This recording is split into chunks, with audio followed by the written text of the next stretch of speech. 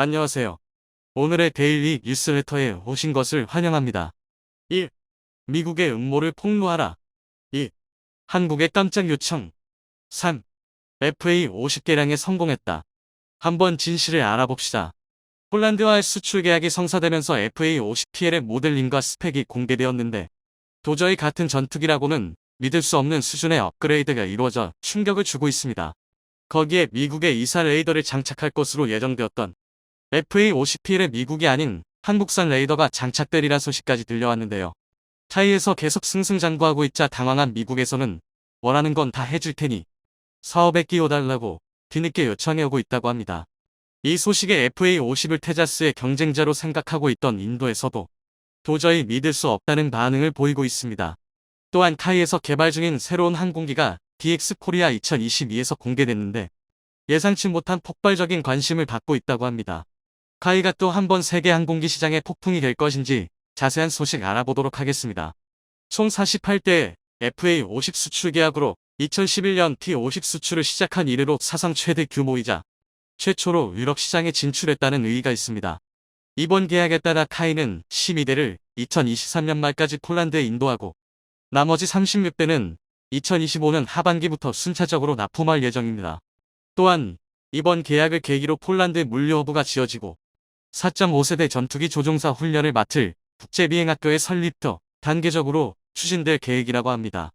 강영구 카이 사장은 폴란드와 오래도록 지속 발전 가능한 전략적 파트너십 관계가 되기를 기대한다. 폴란드 수출을 발판 삼아 유럽, 아프리카, 중동, 중남미를 비롯한 미국 시장에 도전하겠다고 밝혔습니다. 폴란드와의 FA-50 수출 계약이 성사되고 며칠 뒤 폴란드로 향하게 될 FA-50PL의 모델링이 공개되어 화제에 일곡되고 있습니다. FA-50PL의 그래픽 형상이 언론에 처음 공개되었습니다. 폴란드 공군 마크와 조정석 우측에 위치한 공중급 유관이 눈에 띄는데요. FA-50PL은 폴란드 공군의 요구에 따라 업그레이드가 이루어진 것으로 미 전투기를 한국군의 요구사항에 맞게 개량한 KF-16, F-15K와 비슷하다고 볼 수 있습니다. 카이가 납품할 FA-50PL에는 블럭20 업그레이드가 적용되어 현존하는 최고 사양의 FA-50이 될 것으로 보고 있습니다. 카이 측은 FA-50PL이 기존 FA-50과 비교해 공중급 유기능을 통한 항속거리 증대, 능동 위상배열 이사 레이더, 공대지, 공대공 무장 업그레이드 등을 통해 전반적인 기능을 한 차원 높인 것이라고 밝혔습니다. 또한 FA-50PL은 경공격, 특수전술 및 전투 임무 등 다양한 임무작전이 가능할 뿐 아니라 F-16과 호환성이 높고 F-35와 같은 5세대 전투기의 교육훈련에도 최적화됐다. 앞으로 향후 폴란드 공군의 전투 조종사 양성과 전력 증강에 기여하는 핵심 기종으로 활약이 기대된다고 설명했습니다. 이번 업그레이드에서 특히 공중급 유기능이 눈에 띄는데요. 전투기의 항속거리를 늘리기 위한 필수적인 기능으로 우리 군에서도 FA-50에 대해 요구해온 사항이었습니다. FA-50은 성능에 비해 항속거리가 짧다는 게 항상 단점으로 지적되어 왔었는데요. 이를 개선하기 위해 외장 연료 탱크를 달거나 공중급 유기능을 장착하든지 해야 할 것인데 카이에서는 두 가지 방안 모두를 선택했습니다. 외장 연료 탱크도 크게 달고 공중급 유기능까지 추가한 것이죠. FA-50PL에는 300갤런짜리 외장 연료 탱크가 장착되고 공중급 유기능이 추가되어 작전 반경이 비약적으로 늘어나게 되었습니다. 공중급 유 방식에는 플라잉 군 방식과 프로브 앤 드로그 방식 두 가지가 있는데 FA-50에는 프로브 앤 드로그 방식이 적용될 예정입니다. 플라잉 군 방식은 공중급 유기 꼬리에 급유용 파이프를 통해 연료를 공급하는 방식으로 한국군의 F-15K, KF-16에 적용되어 있는 방식입니다. 급유관이 불과 더 많은 양의 연료를 빠르게 공급할 수 있어 대형 공중급 유기를 주로 운용하는 미군에서 선호하는 방식입니다. 단점은 공중급 유기의 체급이 최소 수송기 정도로 커야 하고 동시에 한 대의 항공기만 급유가 가능하다는 것이죠. 프로브 앤 드로그 방식은 급유용 호스를 길게 늘어뜨려 항공기의 급유관 프로브를 깔때기 모양의 드로그에 맞추어 연료를 공급받는 방식입니다. FA-18이 F와 같은 중소형 항공기에도 장착해 급유기로 활용할 수도 있고 대형급 유기의 경우에는 여러 개의 드로그를 달아 2, 3대의 항공기를 동시 급유하는 것도 가능합니다. 단점은 급유 속도가 상대적으로 느리고 급유관인 프로브를 반드시 조종석 앞쪽으로 내놓아야 하기 때문에 내부 공간에 영향을 미치고 스텔스 성능을 저하시킨다는 점입니다. 물론 스텔스를 고려하지 않은 FA-50에는 문제가 되지 않습니다. 현재 한국군에서 운용하는 KC-330 시그너스 다목적 공중급 유기는 두 방식 모두 급유가 가능합니다. 작전 범위가 넓어진 점도 주목받았지만 역시 군사 전문가들이 가장 주목한 부분은 FA-50TL의 이사 레이더 탑재 여부였습니다. 현재 FA-50에는 이스라엘 엘타사의 EL M2032 기계식 레이더가 탑재되어 있는데요. 이 또한 동급 대비 상당히 우수한 레이더이지만 카이는 이사 레이더를 탑재하고 공대공 미사일을 통합해 FA-50의 BVR 시계의 교전 능력을 확보할 계획을 세웠습니다. KF-21에 탑재될 국산 이사 레이더를 소형화하여 FA-50 블럭 20에 탑재할 예정이었는데 예상치 못한 폴란드 수출로 미국산 이사 레이더를 탑재하기로 했었죠. 그런데 막상 미국에서 이사 레이더와 암남 통합의 허가를 내주지 않아 전전긍긍하고 있었는데 열받은 한국에서는 수출형 FA-50P에도 국산 이사 레이더를 탑재해버리겠다고 발표했습니다. 폴란드의 여러 매체에서 FA-50PL에는 LIG 넥스1에 이사 레이더가 탑재될 거라는 기사가 보도되었습니다. 미국이 암남 통합을 거부하며 KF-21에는 미티어 미사일이 장착됐었는데 FA-50에도 LIG 넥스1에 이사 레이더와 통합해서 탑재될 수 있다는 가능성이 제시되었죠. 관계자의 발언에 따르면 미국의 이사 레이더를 도입하기 위해 이런저런 협의가 이루어지고 있었으나 내부적으로는 국산 이사 레이더를 밀어주고 있었다고 합니다. 애초에 수출이 시급하지 않았던 블럭 20은 국산 이사가 탑재되는 게 확정이었는데 굳이 미국산을 쓸 필요가 있냐는 것이었죠. 수출되는 FA-50PL에 장착될 이사 레이더를 팔아 한몫 두둑히 챙길 생각에 싱글벙글하던 미국은 수출 사업에서 완전히 빠지게 될 위기에 처해버렸다는 소식에 그제야 이사 레이더와 암남 통합 허가를 내주었습니다. 미국 이사 레이더를 제조하는 미국 4대 방산 기업인 레이시온과 노스럽 그루먼에서는 다급히 제안서를 들고 카이를 찾아왔다고 합니다. 이제 주도권이 완전히 한국으로 넘어오게 된 것입니다. 조금 더 시간을 들여 국산 이사를 탑재하든 좋은 조건으로 미국의 이사 레이더를 탑재하든 원하는 선택을 할 수 있게 됐습니다. 이번 개조를 통해 세계 전투기 시장에서 FA-50의 위치가 공고해질 것 같은데요. 빈자의 F-16이라는 소리가 나올 만큼 저렴한 가격의 멀티롤 전투기급의 성능을 보여주는 전 세계를 뒤져봐도 유례없는 항공기가 완성돼가고 있습니다. 판버러 에어쇼에 참가한 카이의 초월의 상무는 FA-50은 점진적으로 성능을 업그레이드해 다목적 멀티롤 전투기로 다시 거듭 태어났습니다. FA-50은 공대공 정밀무장, 항속거리를 늘리는 공중급 유 시스템을 장착한 최신의 전투기급 항공기가 되었습니다. 유럽과 아시아, 미국 시장에 도전해 천대 수출을 목표로 한 단계 성능을 향상시킬 것입니다라고 말하며 세계 시장으로 뻗어나가기 위해 최선을 다하겠다는 포부를 밝혔습니다. 그런데 FA-50이 완전히 새롭게 탈바꿈했다는 소식에 FA-50을 테자스 전투기의 경쟁자로 여기던 인도에서는 분통을 터뜨리고 있다고 합니다. 말레이시아에서 전투기 도입 사업을 등고 한국과 경쟁 중이던 인도에서는 어떻게든 테자스를 말레이시아에 팔아보겠다고 언론이 나서 FA-50을 깎아내리고 중상모략을 일삼았었는데요. 지적하던 부분들이 FA-50이 전용 외장 연료 탱크가 없다는 점과 공중급 유를 할 수 없어 작전 범위가 좁다는 점, 그리고 이사 레이더와 공대공 미사일의 통합 작업이 이루어지지 않았다는 점이었습니다. 당시에는 뭐 사실이니 어쩔 수 없나 싶었지만 카이는 물밑에서 폴란드와 손을 잡고 FA-50을 완전히 새로운 전투기로 뜯어고치고 있었던 겁니다. 이를 모르던 인도에서만 테자스가 이길 수 있다고 설레발을 치던 것이었죠.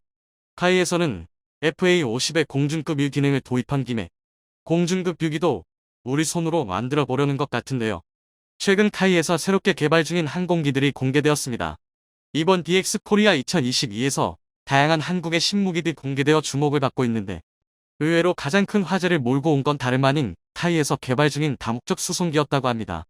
국군의 수송기 수요에 따라 카이에서 국산 다목적 수송기 개발 사업을 진행 중이었고 그 모형이 이번 박람회에서 첫 공개되었습니다. 지금까지 해외 항공기에 의존해왔던 해상 초계기, 공중급 유기 등의 특수 임무기의 대형 플랫폼 역할까지 국산 항공기로 대체할 수 있어 기대가 큰 사업인데요. 수송기의 특이한 도색에 관심이 집중되고 있습니다. 수송기의 둥그런 동체와 흰색과 검은색의 도색이 만나 마치 범고래와 같은 모습의 수송기 모형이 공개되었습니다. 벌써 수송기를 두고 드라마 우영우에서 나오는 고래 같다며 우영우 비행기라는 별명을 얻게 되었습니다. 카이 관계자는 범고래 도색은 1년 전에 만들어 놓은 도색이었다. 혹시나 해서 이번 전시회에 꺼내봤는데 좋은 반응을 얻을 줄 몰랐다고 밝혔습니다. 현재 한국군의 소요에 비해 운용하고 있는 수송기가 너무 적다는 목소리가 높았기에 수요를 충당하고 항공기 사업을 확장하기 위해 한국형 수송기 사업이 시작되었는데요. 기존 운용 중인 C-130 전술 수송기와 달리 프로펠러가 아닌 제트 엔진을 적용하였고 크기도 훨씬 커져 속도와 수송 능력이 대폭 향상될 예정입니다. 카이 측은 수입 항공기에만 의존하고 있던 수송기를 국산으로 대체해 유지 정비 비용을 아끼는 건 물론 세계 수송기 시장을 공략하는 것을 목표로 하고 있습니다. 항공기 하나 없던 나라가 어느새 유럽에 첨단 전투기를 수출하게 됐습니다. 세계 유수의 항공기 제작사들과 비교하자면 이제 막 첫발을 팬 셈이지만 한국인의 집념을 우습게 보았다가는 금세 따라잡히고 말 겁니다. 오랜 세월 한국이 갖지 못했던 무기핵을 마침내 한국이 손에 넣을 수 있게 되었다고 합니다. 지속적으로 가해지는 러시아의 위협 때문에 한국이 우회로를 통해 핵을 보유할 수 있게 되었다고 하는데요. 무슨 수를 써서라도 한국의 핵 보유를 결사 반대했던 미국도 이번에는 어쩔 수 없다는 입장을 보이며 한국 핵 보유에 대해 승인할 가능성이 높은 상황. 대체 한국은 어떻게 핵 보유가 가능한 것일까요? 지금부터 자세하게 설명해 드리겠습니다. 우리는 분명히 경고했다. 페스코프 대변인은 전화회견에서 공개된 충격적인 사실을 다시 확인해주며 다가오는 핵 위협에 대해 철저히 대비할 것을 주문했습니다. 이제까지 핵 사용에 대해 소문만 돌았던 러시아가 직접적으로 핵을 전쟁에 동원할 것을 선언한 것은 대단히 충격적인 일이라 할 수 있는데요. 러시아 국방장관의 입에서 더티팜이 사용될 것이며 핵 사용과 관련 이제부터는 다른 국가의 책임이라는 말과 함께 러시아는 우크라이나를 상대로 최후의 수단을 쓰기로 결정한 것입니다. 그의 입에서 나온 더티밤은 저위력 핵무기를 뜻하는 것으로 재래식 폭탄의 방사성 물질을 채운 방사능 무기입니다. 더티밤이 터질 경우 대개 엄청난 양의 방사능이 분출 사람들을 대상으로 무차별적인 방사능 오염을 일으킵니다. 핵무기와 다른 점은 더티밤의 경우 위력 차원에서 조절이 가능하다는 점인데요. 범위와 규모를 의도적으로 조절할 수 있습니다. 핵이 터진 주위로 강력한 방사능이 분출되고 그 주변에 있는 모든 사물이 방사능에 의해 망가지는 핵무기와 달리 더티밤은 치명적인 방사능 유출이 일어나는 무기는 아니죠. 그럼에도 불구하고 방사능이 본격 전쟁에 동원될 수 있다는 점과 적군과 아군, 모든 진영에 돌이킬 수 없는 피해를 준다는 점에서 핵전쟁의 서막이 될 수 있는 위험천만한 무기. 러시아가 마지막 수단까지 꺼낸 것에 대해 미국은 러시아가 가짜 정보를 퍼뜨리는 것이라며 러시아의 위협에 대해 단호하게 거짓말이라고 알렸습니다. 드미트로 쿨레바 우크라이나 외무장관은 토니 블링컨 장관과의 통화를 마치고 더티밤 사용 선언이 우크라이나와 그의 동맹국을 흔들려는 수작이라는 것이 분명하다고 밝혔죠. 블링컨 장관은 만약 저위력 핵무기를 러시아가 사용한다면 미국 입장에서는 묵과하지 않을 것을 지적. 미국도 러시아를 상대로 핵을 쏘는 일을 주저하지 않을 것이라고 말하며 이례적으로 핵 탑재 잠수함 위치를 공개했습니다. 미군 중부사령부는 아라비아 해에서 미국 핵 추진 잠수함 웨스트 버지니아의 위치를 공개. 이 잠수함의 사거리 안에 러시아가 있다는 것을 언급하며 러시아를 향한 협박 아닌 협박을 가했습니다.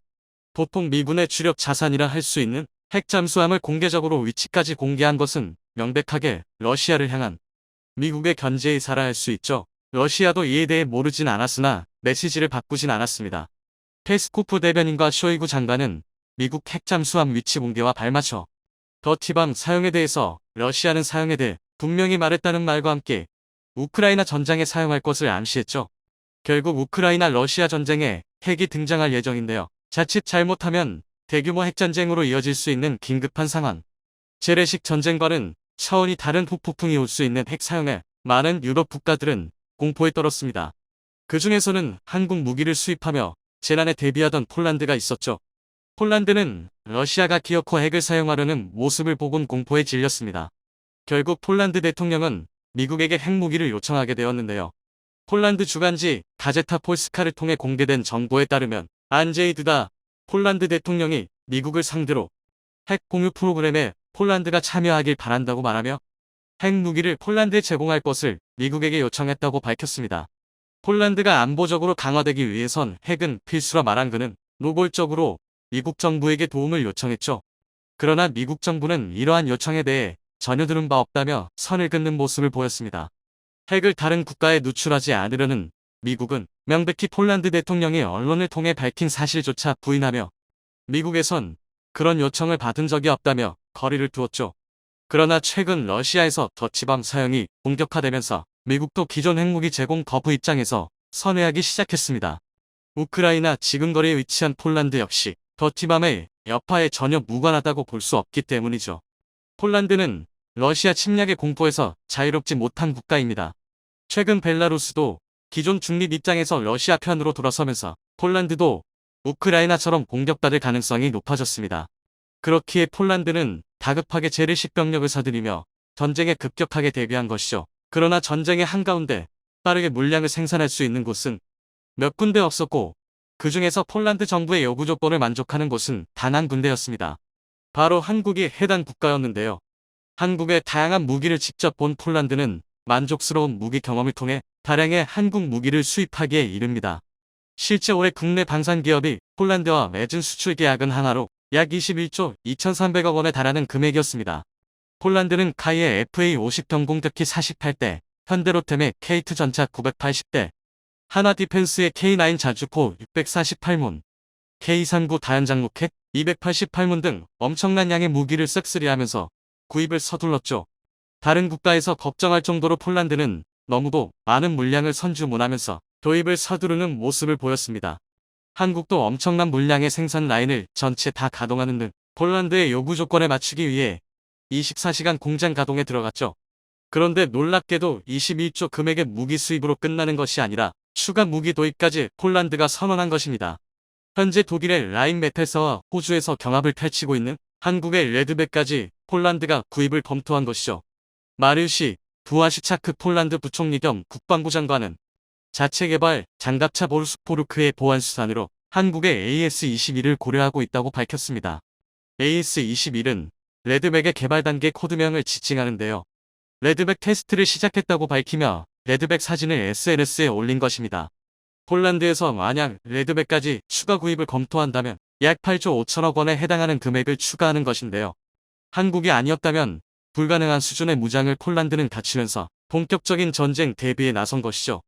거기에 더해 폴란드는 핵무장 논의까지 나서며 핵까지 겸비한 강군으로 거듭날 준비를 마친 것인데요. 미국에서는 나토식 핵 공유 방안은 물론이고 B-61 전술 핵폭탄까지도 폴란드에 도입할 것을 검토했다고 합니다. 미 싱크탱크 소속 연구원에 따르면 현재 급변하는 국제 정세를 고려할 때 폴란드에 핵을 배치하는 것이 현명한 선택이라는 결론이 나왔다고 하는데요. 폴란드 비행장에 B-61-11을 탑재할 전투기를 파견, 폴란드를 방패로 러시아 핵 공격에 맞서겠다는 것으로 미국의 계획이 변경되면서 뜻하지 않게 한국이 이득을 보게 되었습니다. 바로 핵 배치와 관련 한국도 전술 핵 배치의 혜택을 받게 되는데요. 폴란드가 B-61-12 핵 배치와 관련 한국에게 핵을 공유할 수 있습니다. 과거 한국과 폴란드가 맺은 군사협정 덕분에 가능한 일이죠.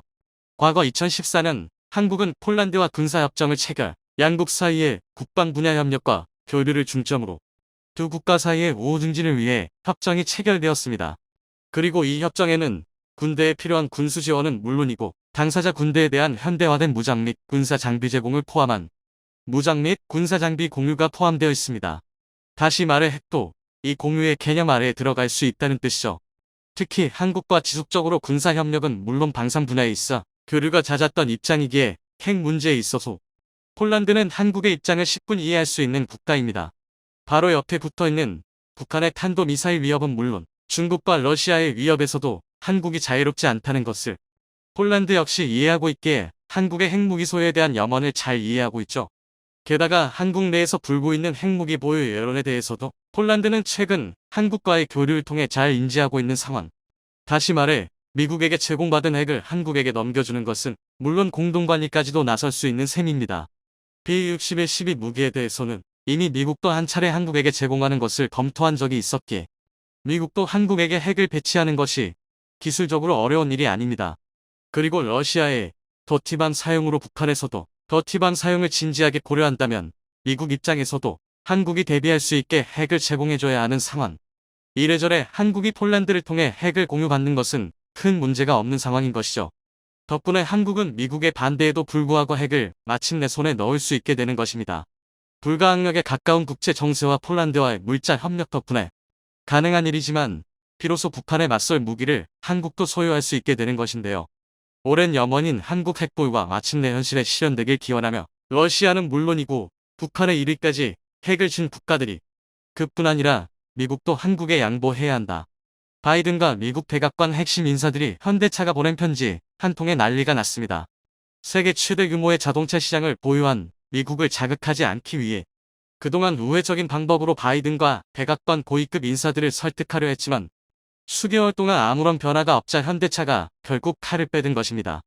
자, 그런데 놀랍게도 현대차가 백악관에 보낸 편지 한 통에 바이든뿐만 아니라 담당 고위인사들이 발칵 뒤집히며 현대차가 원하는 것을 뭐든 주겠다라는 폭탄 발표를 했는데요. 이를 지켜본 일본의 토요타도 현대차를 따라 미국에 같은 내용의 편지를 보냈다가 대망신을 당한 놀라운 사건도 일어났습니다. 지금부터 이 놀라운 내용 최고 수익률에서 여러분들에게 단독으로 전해드리겠습니다. 현대차 그룹이 칼을 빼들었습니다. 지금까지는 미국 상원의원이나 하원의원들을 만나 바이든을 설득해달라고 요청하는 우회적인 방법을 택했는데 이번에 정의선 현대차 그룹 회장이 선택한 방법은 너무나 파격적이고 공격적이라 미 백악관의 한순간에 쑥대밭으로 만들어 놓기에 충분할 정도로 엄청났습니다. 현대차는 미 백악관에 직접 편지 한 통을 보냈는데 그 내용은 너무나 강력했습니다. 현대차 그룹은 북미산 전기차에만 세액공제를 제공하는 친환경 자동차 세액공제에 대해 미국과 자유무역협정 FTA 체결국인 한국에서 조립되는 전기차에 세제 혜택을 부여하지 않는 것은 한미 FTA 내용과 정신 모두에 위배된다라고 전한 것으로 알려졌습니다.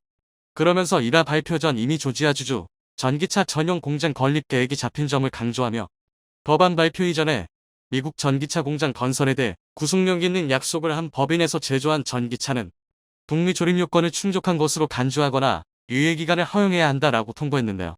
그러면서 현대차는 바이든과 미국 백악관에 애매모호한 용어와 기준들로 기업들을 혼란하게 하고 유리한 대로 해석해 괴롭히지 말고 확실한 기준과 단어들로 다시 개정안을 만들 것을 촉구했습니다.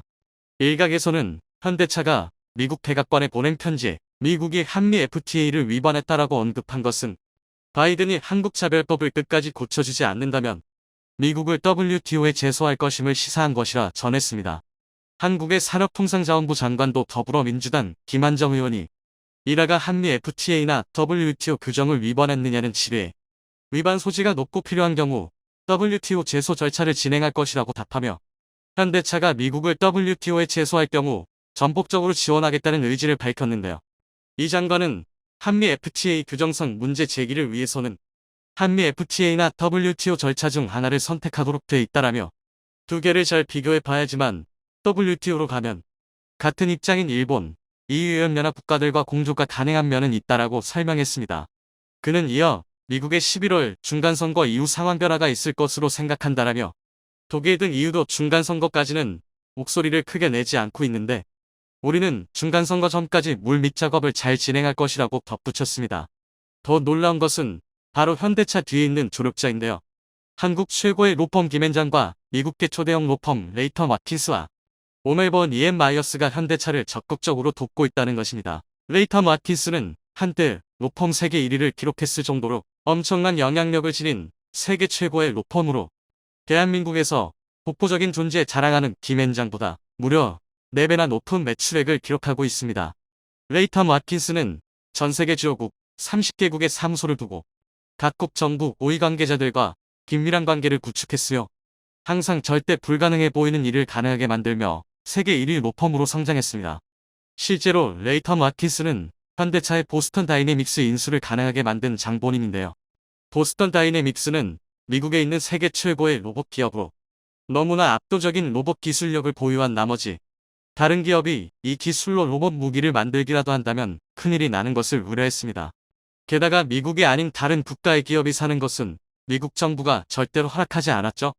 이 때문에 일본의 토요타, 심지어 미국 아마존도 보스턴 다이내믹스를 인수하는 데 실패했는데 한국의 현대차가 인수하는 데 성공했습니다. 기적 같은 일이 일어난 것이죠. 그리고 이번에 또 한 번 세계 최고의 로펌 레이턴 와킨스와 오멜번 EM 마이어스 그리고 한국의 김앤장이 현대차를 도와 바이든과 미 백악관을 상대로 WTO 제소를 승리하는 기적을 만들어내려 하고 있습니다. 아무리 바이든의 WTO 조항 위반이 명확하지만 미국 정부를 상대로 한국 홀로 이기는 것은 불가능에 가깝습니다.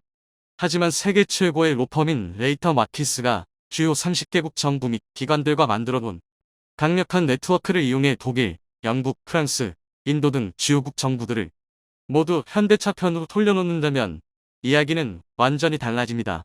이 소식이 전해지면서 바이든과 백악관 핵심 관계자들은 긴급 회의를 열고 현대차를 달랠 만한 카드를 준비 중인 것으로 전해졌습니다.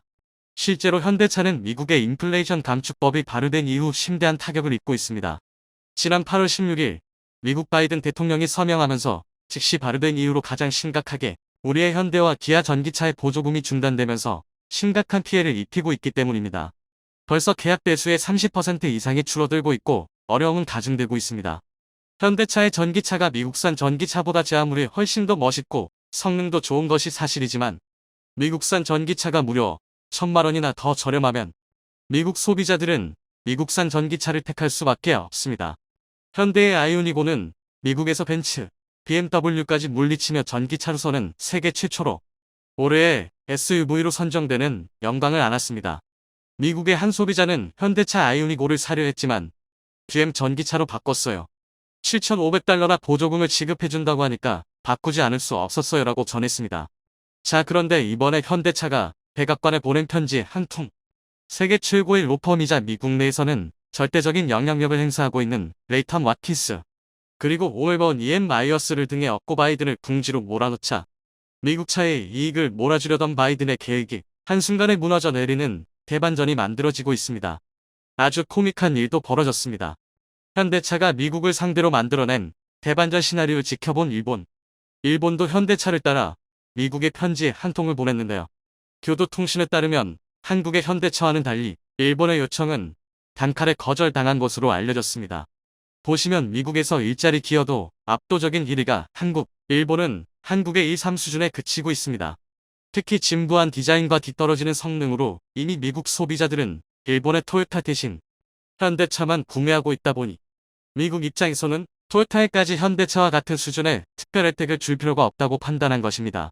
한국의 뒤통수를 치는 것으로 유명한 인니도 초비상이 걸렸습니다. 인니는 현대차의 바이든과 협상할 때 인니산 니켈로 만든 배터리도 미국 정부의 전기차 보조금 대상으로 포함될 수 있도록 해달라고 요청한 것으로 전해졌습니다. 바이든의 인플레이션 감축법에 따르면 인니산 니켈로 배터리를 만들면 보조금을 지급하지 않겠다고 명시되어 있습니다. 이 때문에 인니에 초대 규모 배터리 공장을 지으려 했던 삼성, LG, SK 등 한국 대기업들이 미국이나 캐나다 등 북미 지역으로 옮기려 하자 인니는 한순간에 초토화됐습니다. 이에 그동안 한국의 뒤통수만 쳤던 인니는 당장 내년부터 한국산 전기차에 보조금을 지급하는 파격적인 제안을 해온 것으로 알려졌습니다. 오늘도 감사합니다. 최고로 멋진 하루 보내시길 바랄게요.